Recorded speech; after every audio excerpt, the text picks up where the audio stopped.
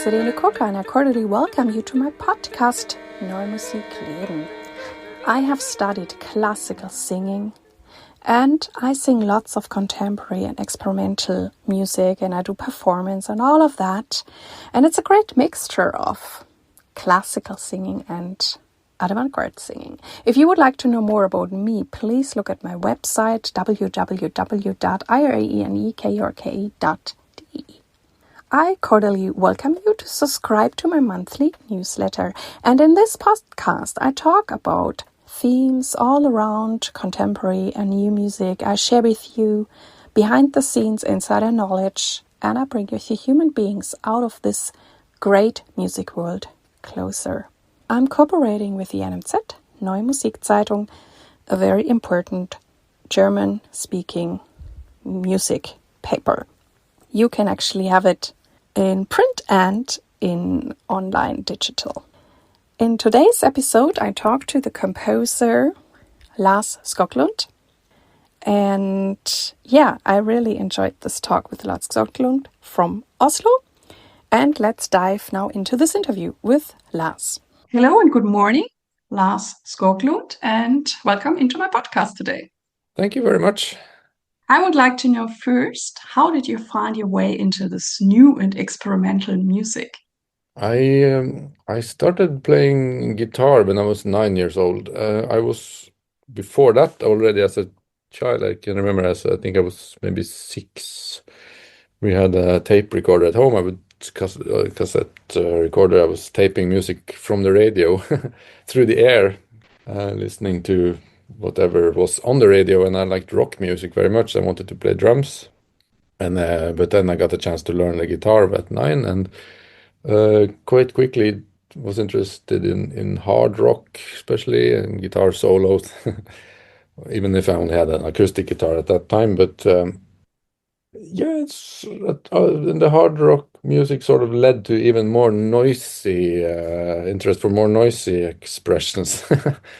I started to buy LPs and records and tapes when I was 10, 12, 11, 12, and I also had a neighbor, a second cousin, who had a lot of LPs. He had a lot of Pink Floyd LPs. That was very exciting for me then at that age. I taped them from him and listened very much to that. Also, I discovered the music of Frank Zappa. Was very important. Still listen to this day. And also finding music, a lot on the radio actually. It wasn't so much, but when there was something, I usually had a little cassette ready and a record. And at 16, I went to high school. I had to move away from a small place called Hamarøy, and I had to move like 100 kilometers further north to Sortland. They had a high school with music. Could take music lessons there, and then we started to learn about it more in music history. We had, I think actually our teacher didn't know so much, so we just played the records. We listened very much in the history classes. I would say experimental rock was really the way in, and I also, when I was 15, we had this confirmation. I got some money, and then I bought myself a 4-track studio, a cassette studio. That I used a lot I played in rock bands and made sort of normal songs for our bands, but also just experimented with whatever sounds I could record myself, turn the tape backwards and speed it up and down a little bit, things like this. Great. And how did you then get into composing? It was already, I think I was already into the composing at that point. Maybe I didn't know it myself, but I started trying to write down music on note paper already at that age, in like 11, 12, 13 years old.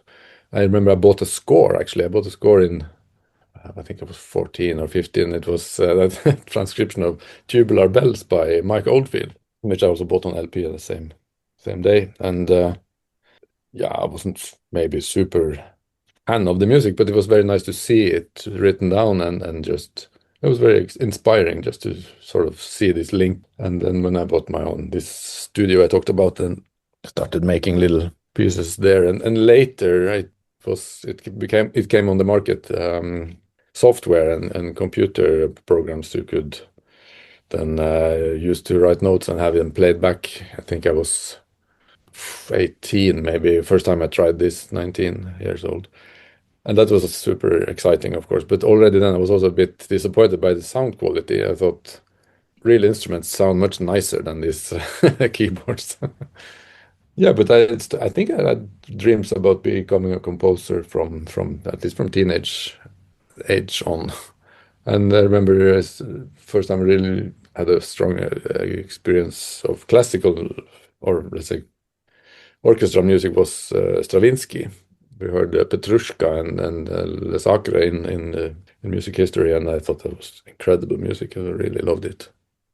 And today I'm going to hear Les Acre live, actually, this evening. No, Oh, tomorrow evening in Oslo. oh, how beautiful. Yeah. Great, great. And did you then also get to study then composition, or how did it develop further? I mean, Yeah, you're doing so much now. yeah, I then I didn't apply for anything. I remember after high school, I thought about, but it was still a bit far away, and it wasn't so. There was only one school at that time where you could study, and one academy in Oslo then. And I thought, it's not, I wasn't so sure. I went to study musicology instead at the university in Trondheim, in the middle of Norway. And there I was going to all the kinds of concerts that I could, and just sort of, yeah, continued learning about the music. And I had some teachers there who were also encouraging me. Came to them and showed them some my first tries. And yeah, they were very encouraging. And then I applied in Oslo, but I was not taken then. But then I had some friends who had went to the Netherlands to study music, to study jazz playing. Then first they went to Amsterdam, and one of them went to Rotterdam. And I applied in Amsterdam and Rotterdam, and I got in Rotterdam. And then I was already 25 years old, so I wasn't so young anymore. But then I had sort of tried to compose so much that I knew what I needed to learn more about. So that was actually, it was really, but it was in a way like coming home to then come to the conservatory in Rotterdam, because it was really where I wanted, could finally do what I really wanted to do. Do you have the feeling that those first experiences with the bands and all this other more rock music is still influencing your composition style? I think so, yeah. Especially, I mean, I was writing after my studies, then instrumental music and mostly chamber music or ensemble pieces. But like I think 10 years ago from now, I started working more with music theater and vocal music then. And then really this rock influences, I could make use of them, let's say, songwriting experience, because I have also had a songwriting band or rock music project parallel to the classical composing, and now it's sort of in the music theater. Then these two lines sort of came together. That's how I see it myself. So, how is it for you writing for the voice? Because I know that some composers also struggle with it and some really love it, and because voice is also a very unique instrument. Yes, it was. I tried sometimes. I remember we had one of the tasks we were given at my composition studies in Rotterdam was to write a piece for, I think it was supposed to be for four singers or something, four singers and four instruments, I believe. And I think it took me a year to find the text that I wanted to use. I was looking and searching and going everywhere, and then I wrote one more piece. Then I used poetry by a poet, actually a novelist that I like very much, a guy called Harry Matthews, American writer who died some years ago. But he was, I can talk a lot about him, but he was in this very interesting and strange group of writers in Paris called Oulipo.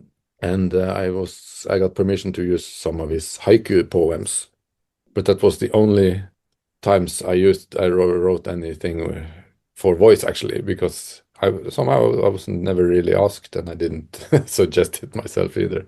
But then started another study after freelancing for I think 12 years. From between 2003 and 2015, I've only been freelancing after my bachelor's studies in Rotterdam, and then I started the master's in Oslo. And then we had a project to make chamber opera. And then I thought, what if I just write the libretto myself? Because I like to read and I can maybe try to write something, and I can write song texts. So let's see how this works. And then it sort of was quite, I liked what happened.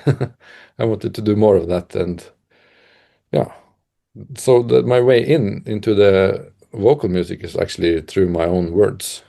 And I'm busy at the moment with a new chamber opera, and I made a whole project at artistic doctorate at the academy here in Oslo some years back, which was about music and text written by the same person, by me, and with a special focus on everyday life as a theme, let's say, a thematic area or field.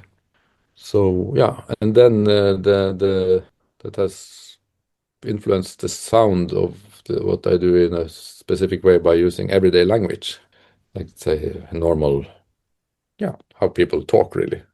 Something I'd still write into the music, composed everyday dialogues and stuff. So there's always this sort of, sometimes I have the performers speak to each other, and sometimes they sing, and sometimes I have a sort of mixed in between, feel like sprechgesang or similar, or sometimes they only sing on one tone, and sometimes more melodic. But also all sorts of variations on this, but on the texts that are supposed to be like the dialogues between people. Long answer. Yeah, wow. Yeah, I mean, I also, when I look at your biography, I mean, you seem like a very multi-talented artist, and also Thank that you. you write and you enjoy it, or that's your connection. And I mean, I also have had the pleasure to interview your wife, Christina Jurgensen, Yes. and she also said that her approach is in many ways so different than yours, but you also enjoy talking about how you perceive it and how you approach it. And I Mm. find this interesting also writing own texts because especially with like music theater, I also know many colleagues that's also, I mean, also Mozart. I mean, he was always looking for a good librettist, or Richard Strauss also. Yeah, And because it's different. If someone is a good author or writes great poetry, that doesn't mean that this stuff is working on stage. exactly. And sometimes I also heard stories where, some whatever famous writer wrote something and it was not helpful for staging it and putting it into a scene. And then sometimes they would, leave things out and not compose it. But then the authors were a little offended Yeah. because they didn't use the text correctly and so on. And so if you find this, that it really comes together, it's great. But I also know quite a few composers in Germany who then also started writing their own text because they're like, I already see it on stage. I have this visual and I know what has to happen and what needs to be whatever sung or spoken. And Yes. so sometimes they end up with it, even though maybe they didn't think that they're even talented writing something. And Yeah. so I totally understand that. But Yes. your motivation, it seems, came from a different spot because you really enjoy writing. So it was not like out of a necessity you enjoyed writing and then you probably felt, oh my God, my text and music, that would be even greater. Because also there are some composers, they tell me if the text is too strong, they say, why should I compose it? It's already everything there. I Mm. cannot add anything. And so there are challenges in Yeah. using text or Yes, yes, yes, and I see it as I mean, a text for the stage is not a finished text in the sense that a poem or a novel is. I mean, you can take down a book read the plays of Ibsen or whoever as a book, of course. That works good, but then you always I think a little bit about how would this look and how would this be, and it was made for that reason. And I think the libretti that I make are or the music theater texts are not to be read on their own just like that. It's at least not how I mean, they're made to be with more. So it's a different type of text, really. I also don't always like to read song texts on LP covers to have them printed, and it's I need to hear the music also with it. Here and there is a good one-liner, maybe of somebody said something smart or something like that, but or a nice phrase like a little jewel. But mostly it's not to be read on its own, for me at least. Hmm. Yeah. That's also an interesting point because I also experience when people organize concerts, some of them like printing out the text I sing and some don't. And I'm Mm. also not sure what I like because oftentimes when they have it, they just look into the program and they don't look at me. Mhm. And I Yeah. think sometimes it's maybe nice to read it afterwards to let it sink in. Yeah. And also when we go nowadays in an opera house, I mean, we have the subtitles somewhere, which is nice, but I also feel that I'm staring a lot Mhm. at them and I'm not sure if it also draws my attention away from what's really happening on stage. Yeah. I mean, I tend to actually be very concerned with the understandability of the words to sort of because it's a story, you know. I mean, I don't care. One of my favorite pieces is Please Don't Plea by Pierre Boulez, and I don't know anything of what the text is about. I don't need to know it either because I know it's Mallarmé, and I've read the translation, which I also didn't understand. But it's not necessary. But I think to see something I have made is really meant to. You're supposed to follow the story, and I'm also happy that they put these titles in operas because the way of singing is not always, or the language, it's not always understandable for my ear if they sing in Italian or even if they sing in Norwegian, they still maybe don't understand it. And I think your opera need to.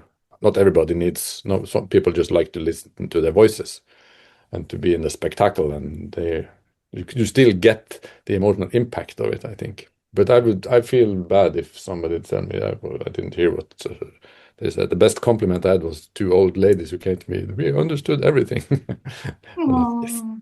I made it. And since I already mentioned it, you're like a multi-talent artist. I think you also paint, right? I make drawings and I Drawings. color them. Yeah. And then the question is for me, if you have those areas, the music, the writing, and the drawings, Mm. how does it flow into your day? I mean, do you do everything on each day, or are there phases, or how do you do that? Um, I have here, I can show you.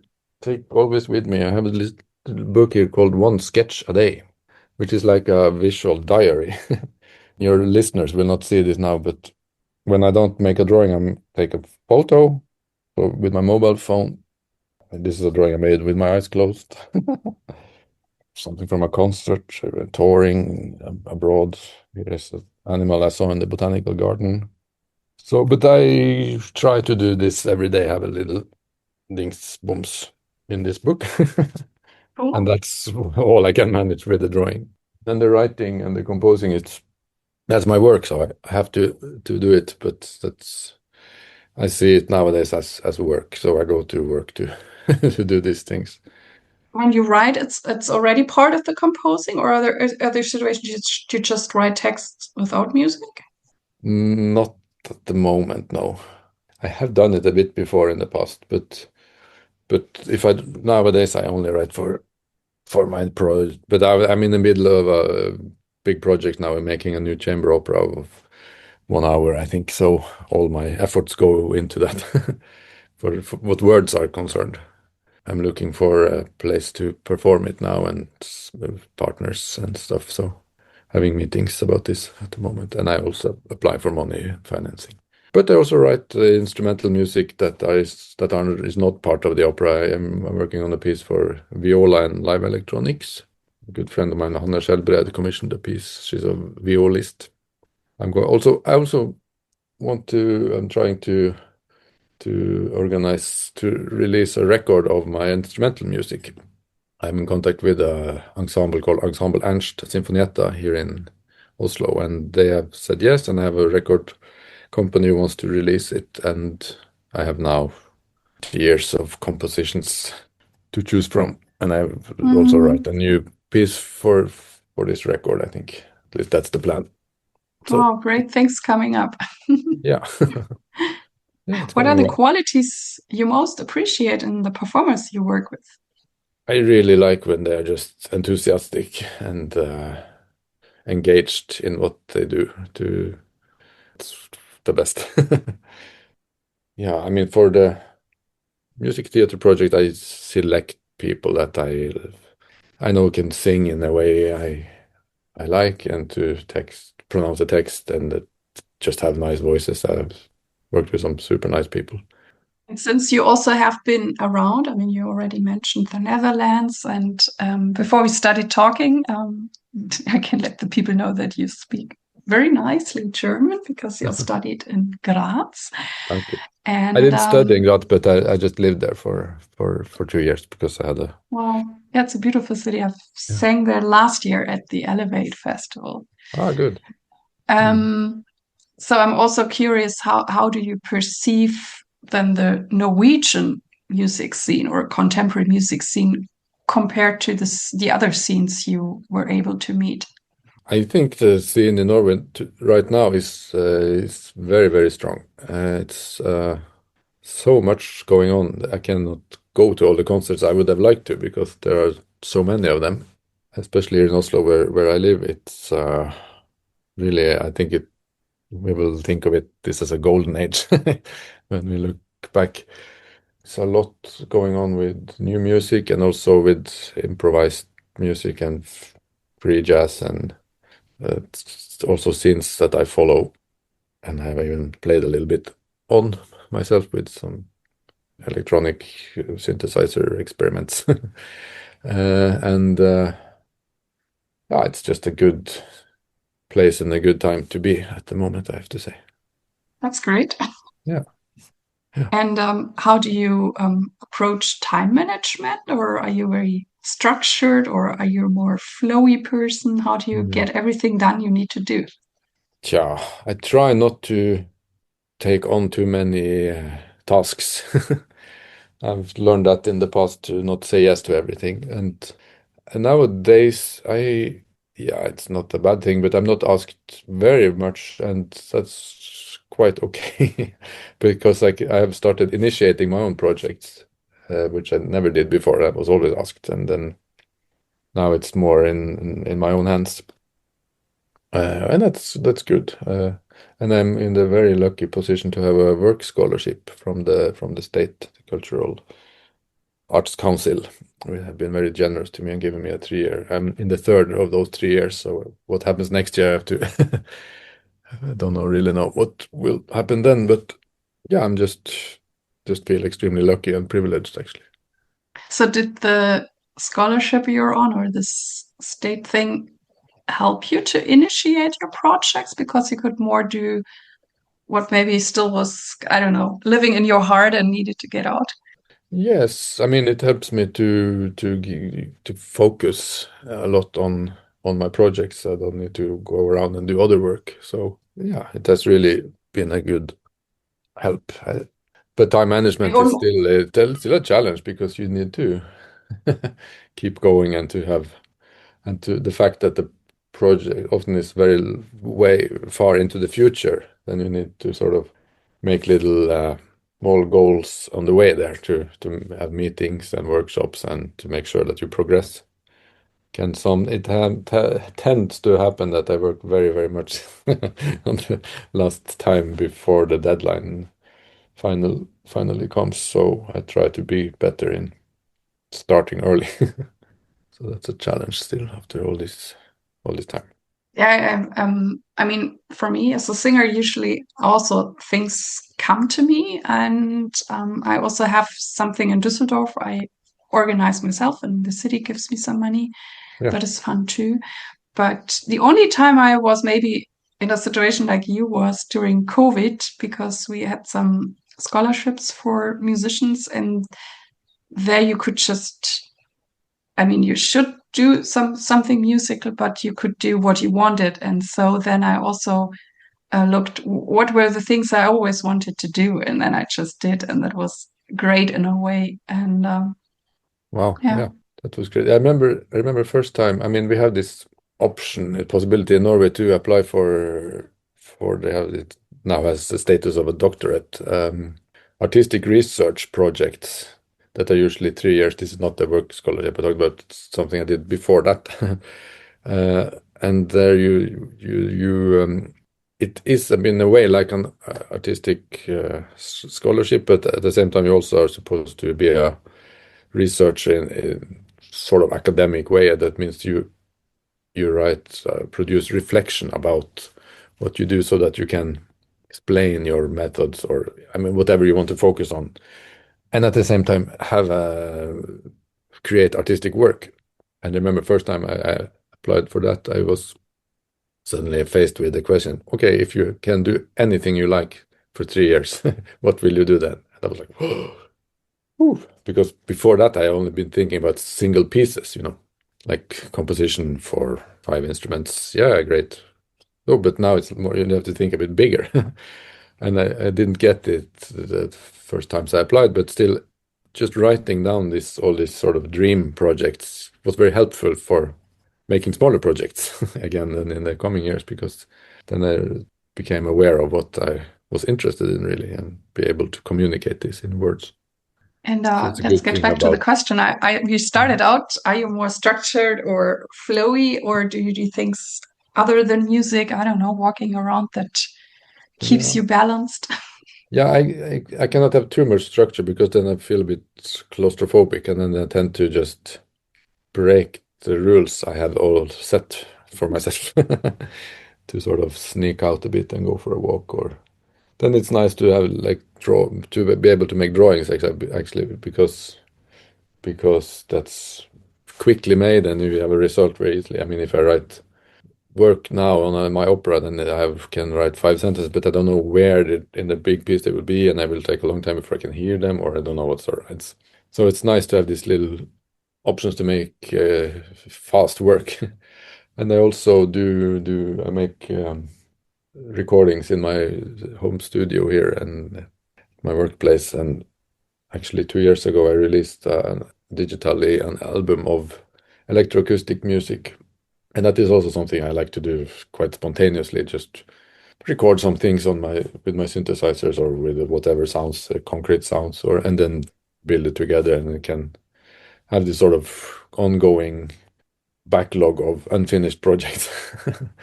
It's more So like something is popping up in your head, and then you're able to sit down and say, "Okay, now this idea is here. I need to write it out." Or yeah, yeah, or make a little recording or a little demo, and then maybe the demo itself is good and interesting and possible to release, or maybe I think, okay, this was a nice idea. What if I work a bit more on it and refine it and develop it further and make it, for example, longer, or yeah. But it's important for me to have this sort of to be able to play and have fun with it. That's very important because it gets very serious anyway. So it's important to also to just do it as a thing to enjoy, and yeah, I like to have a playful attitude in. I mean, we say that we play music. I think it's awesome if it has this likeness. I think for some people it's not this way, No, but if no, you have this, it's adorable. yeah. I mean, like I said, it is serious enough in many other ways. So I cannot have it too sad when I work. Wow. Yeah. Who or what has played the greatest role in shaping you, and what inspires you? I have to say other music, really. It's hearing music and loving it and thinking, wow, this and thinking I want to do this too. I can maybe try to make something that is as great as this or as nice and sounds as good and gives me that or gives somebody else that sense of joy. I think that was perhaps my biggest inspiration always. And with music, it was, yeah, hearing records first and later going to concerts when I moved to places where there were concerts, because where I grew up, there was certainly no new music concerts. There were other things happening. And yeah, you sort of had to make the music yourself if you wanted to hear it. That has also shaped my let's say practice, because actually when I look back at the first bands we had, me and my friends, I've only later found out that those who start to play music in groups, they learn their favorite songs and cover them. But we didn't do that. We made our own songs since the beginning. It was sort of natural because this band had that kind of songs, and the other band, Iron Maiden, sounded like Iron Maiden, and Kiss had Kiss songs, and this is sort of what we grew up with. And so it was just natural that when you play, you also make the music, we thought.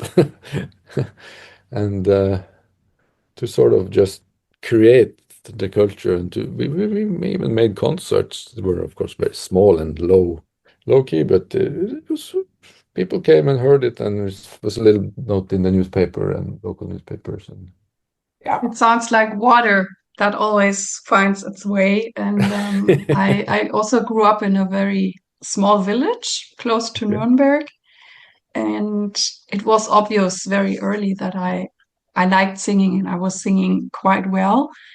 But there was also nothing around, not in my village. And then my mother, she somehow convinced a woman who was doing some, I don't know, music classes or for children. And she's like, you have to found a choir because my daughter needs to sing. And then she actually did. And I went into this choir and there were other children.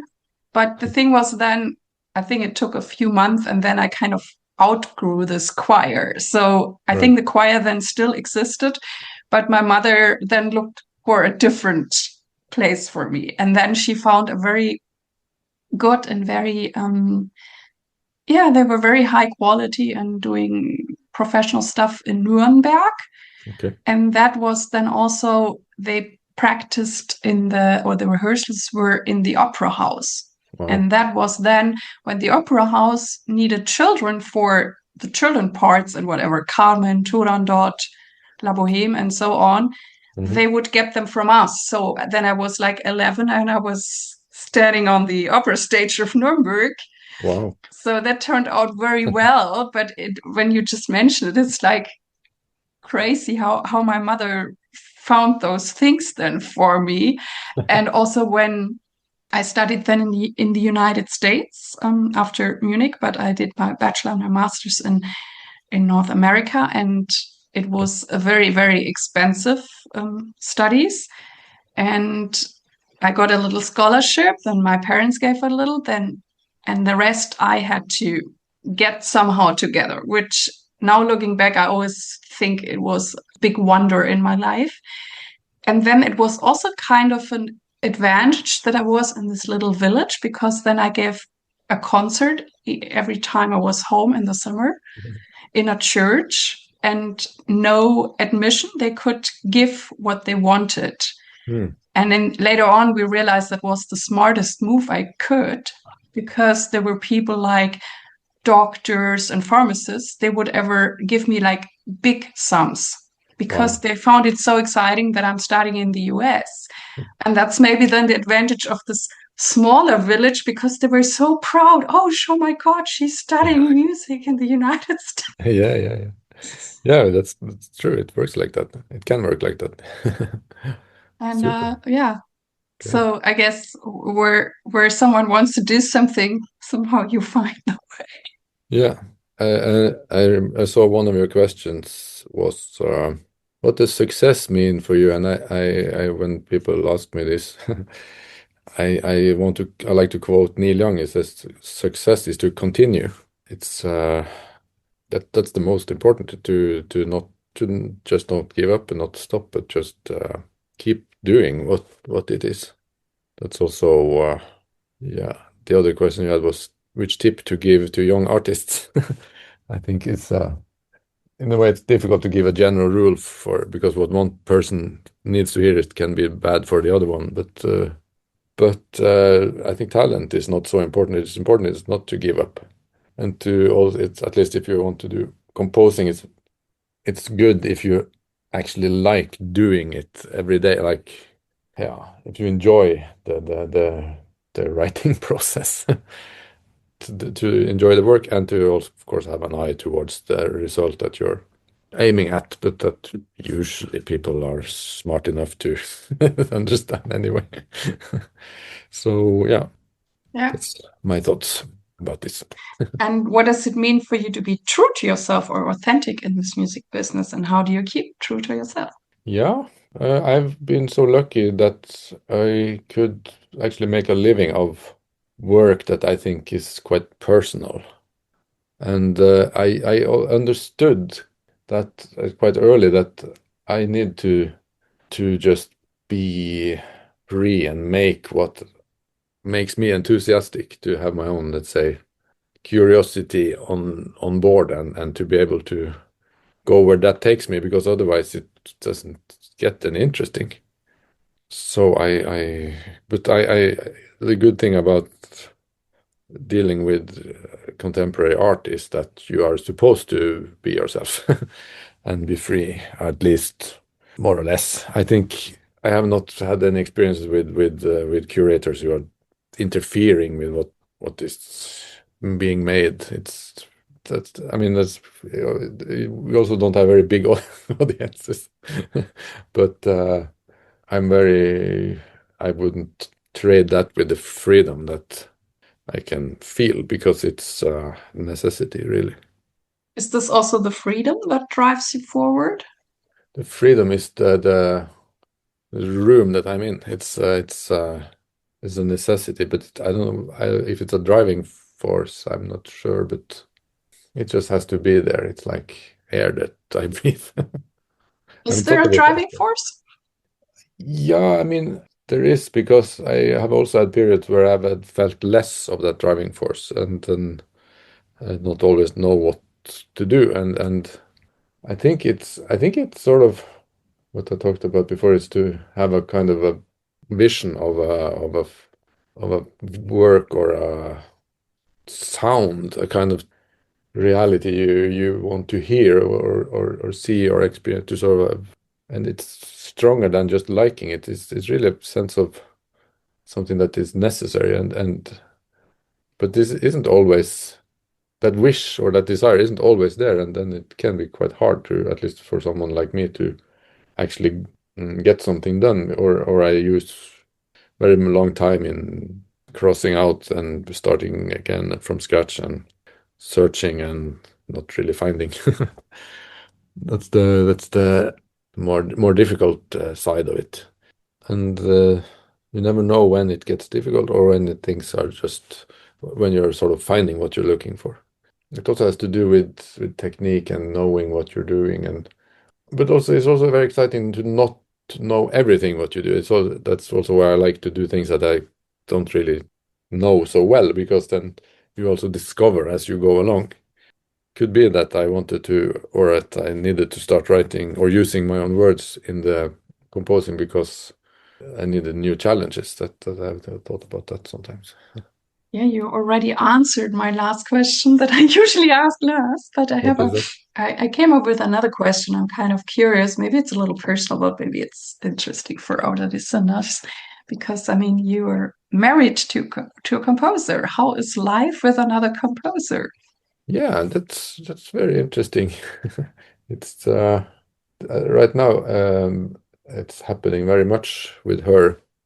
My wife, Christine Kjøgersen's work is she's very much in demand. Uh, so we're traveling very much. When I can, I always travel together with her when she goes to festivals and performances abroad, and also in Norway. And it's a lot of traveling, and I've had to try to develop methods to be able to work while we are on the road, which can be a challenge. But we get to see a lot of other music, because when there's a festival, you don't only see your own concerts, but you try to go to as much as you can, and also meet other artists and our organizers. It's very exciting life. It's really good. And do you talk a lot about your music, or is it more you're in a process and you're just doing your thing and then the piece is ready? Or I sometimes don't like to talk so much about things that I am working on. It's a way of protecting them a bit. They are not always ready to see the light of day. They need to sort of grow a bit strong before I show them to anybody else. That includes my wife. Even though she's very supportive, she's also a teacher, and she's used to talking to students and so. But that's also my personality, that I like to. Yeah, it can be dangerous to show too early work to somebody. Even I totally understand. Sometimes you even if have they to are be very with it talented on people. your own, and you probably, I mean, you seem to be also very intuitive, so that you will feel if you need some, I don't know, impact or mirroring or something, where like, where could this go? Yeah, and it's good to have, and important to have people to talk about and to discuss things with, and showing things to. It's very important. Yeah, that sometimes happens also when I founded this podcast. I was looking for a title, and I wanted a title that had like new music in it, but also the life part or the living part, because I wrote it all in small letters, and so Leben, I mean, you know German, is then both the life and living. Right. And the cool, because I always knew it will be a little broader than just new music. And it was at a coffee house with two friends, and I was like, I don't know how to call my podcast. And then we kind of jumped around, and then suddenly one of those friends, she said this name, and I'm like, this is perfect. Yeah, that's great. Well, I thank you so much for this great conversation, Thank you. and wish you a great day, and maybe we see each other around. That would be great. Thank you. This was the interview from today. I hope that it inspired you. And please send me your emails, send me your feedback, because I love to interact with you. Thank you very much that you tuned in with me today. I really, really hope that you liked it. And please tell your friends and colleagues about this podcast. I thank you very much. I wish you all the best. Live your music, live your life, and see you next time. Yours, Irene.